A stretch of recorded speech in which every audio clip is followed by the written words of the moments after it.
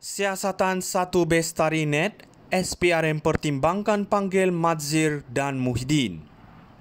Siasatan ke atas projek 1 Bestari Net kini berkembang dengan nama-nama besar seperti bekas Menteri Pendidikan Madzhir Khalid dan bekas Perdana Menteri Muhyiddin Yassin dalam senarai untuk dipanggil oleh Suruhanjaya Pencegahan Rasuah Malaysia SPRM. Ini menunjukkan keseriusan siasatan terhadap projek RM4.47 bilion yang bertujuan menyediakan jalur lebar kepada lebih 8,000 sekolah di Malaysia. SPRM sedang meneliti tuntutan palsu yang didakwa dibuat oleh syarikat yang dianugerahkan projek ini, YTL Communications. Projek yang dijalankan semasa Muhyiddin menjadi Menteri Pendidikan, kemudian diteruskan oleh Madzhir Khalid, kini menjadi fokus siasatan intensif oleh SPRM. Bekas Menteri Pendidikan Mazli Malik yang menghentikan projek itu pada 2018 telah memberi keterangan kepada SPRM.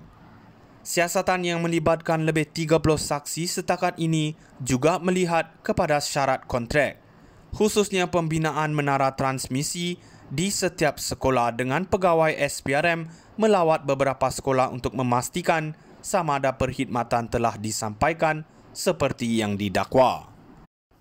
Azam Baki, Ketua Pesuruhjaya SPRM menekankan bahawa siasatan ini memerlukan masa dan sumber yang besar dengan beberapa cabaran termasuk mencari pegawai menteri yang terlibat dan dokumen penting. Namun, SPRM nampaknya komited untuk memastikan setiap aspek siasatan ini diteliti dengan teliti bagi membongkar kebenaran di sebalik projek yang kontroversi ini. Dengan kedua-dua bekas menteri ini berpotensi dipanggil untuk membantu siasatan yang memberikan gambaran bahawa kes ini akan terus menarik perhatian rakyat, terutamanya apabila melibatkan angka-angka besar dan nama-nama politik yang berpengaruh. Siasatan 1 Bestari Net, SPRM pertimbangkan panggil Madzhir dan Muhyiddin.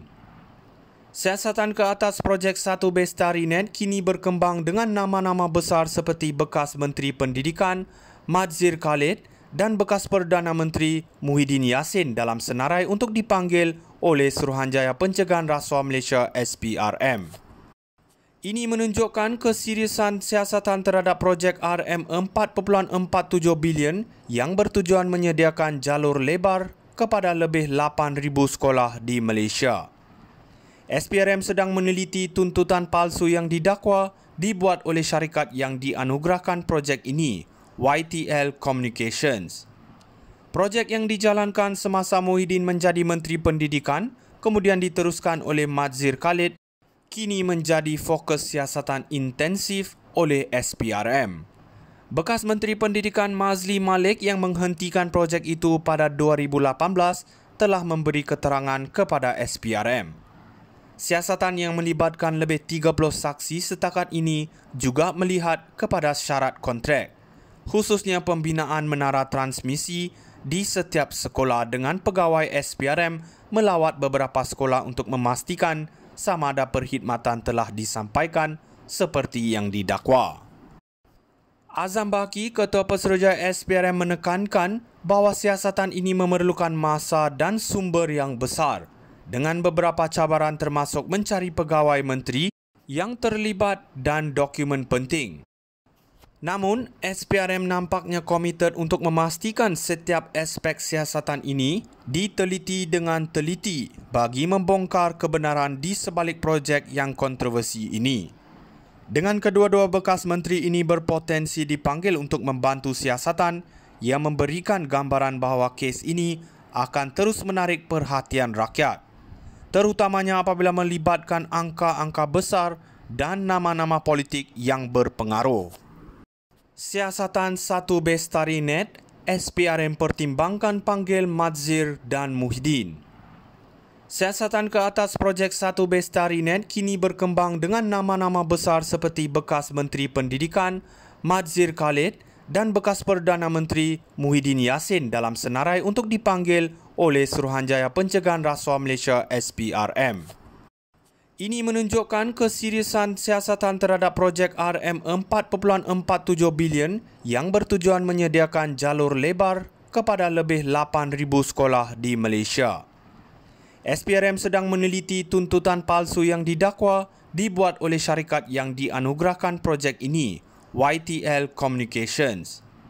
Projek yang dijalankan semasa Muhyiddin menjadi Menteri Pendidikan, kemudian diteruskan oleh Madzhir Khalid, kini menjadi fokus siasatan intensif oleh SPRM.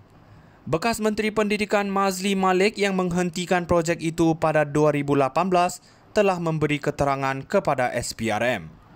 Siasatan yang melibatkan lebih 30 saksi setakat ini juga melihat kepada syarat kontrak, khususnya pembinaan menara transmisi di setiap sekolah dengan pegawai SPRM melawat beberapa sekolah untuk memastikan sama ada perkhidmatan telah disampaikan seperti yang didakwa. Azam Baki, Ketua Pesuruhjaya SPRM menekankan bahawa siasatan ini memerlukan